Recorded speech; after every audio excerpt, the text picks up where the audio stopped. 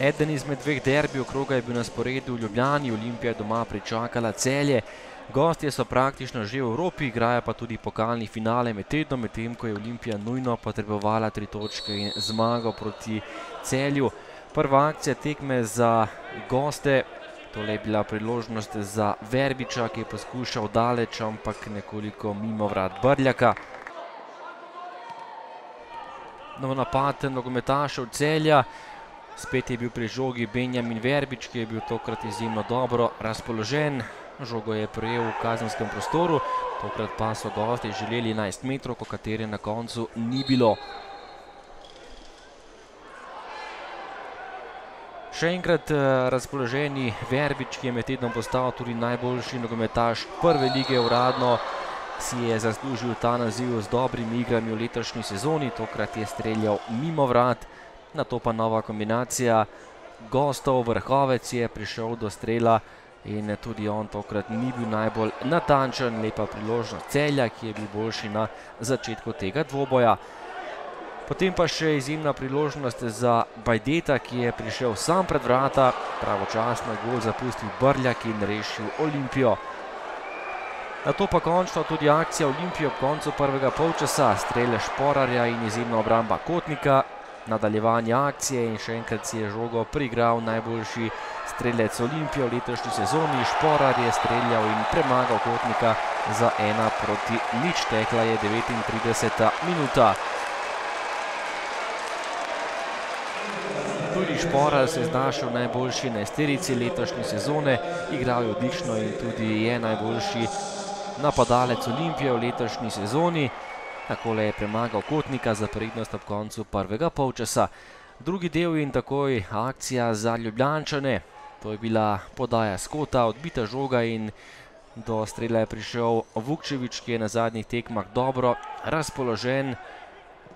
Močno je meril Vukčević, ampak za las mimo gola. Smola pa tokrat Kotnika, ki je trčil vratnico in moral potem zapustiti igrišče in Celjani so ostali brez svojega prvega vratarja.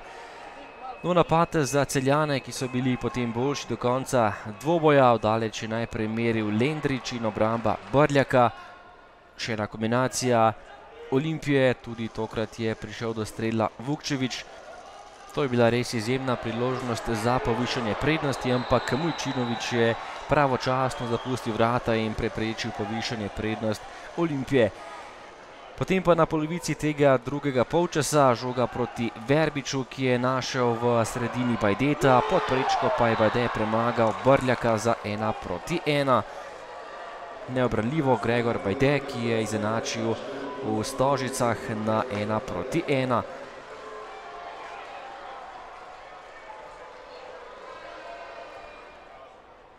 Še naprej podjetnejša igra gostov, do žoge je prišel Benjamin Verbič, ki je lepo preigraval, se otresel svojega čuvaja in zadev za 1:2. Verbič je zabil še svoj 15. gol v letošnjem prvenstvu in je še enkrat pokazal, da v tem prvenstvu igra zares v zelo dobri formi. Poleg podaje si je na koncu tudi vpisal med strelce in Olimpiji zagrenil življenje, kajti Ljubljančani so nujno potrebovali 3 točke, ampak Celjani so bili 12 minut pred koncem blizu zmage, tudi tokrat v Stožicah. Na koncu dvoboja še priložnost za Nigerica Sanija, ki je prišel pred vrata in ne streljal. Brani Brljak, ki je žogo izbil v kot za Celjane. Tekma pa se je končala zmago gostov, ki so zdaj dokončno tudi prišli do Evrope in najverjetneje tudi drugega mesta. Med tednom pa jih čaka boj za pokalni naslov. Mi smo šli v tekme, da zmagamo in smo zadeli gol in v drugem polčasu smo isto igrali tako kot v prvem, imeli svoje priložnosti, nismo dali gola in smo bili kaznovani in izgubili na koncu tekmo. Tudi prvi polčas nekako mislim, da smo bili zelo korektni, pripravili kar nekaj priložnosti. Mislim, da drugi polčas nekako prevesili tehnico na našo stran.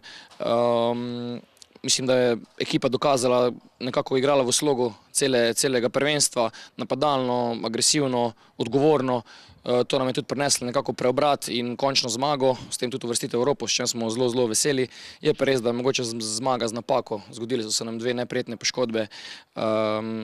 Žal mi je in Blaža in Matica, da ne bosta nekako prisostvovala na finalu, ampak vseeno, današnja tekma je bila pomembna, dobili smo jo, mislim, da pokazali pravi karakter in Evropa je tu.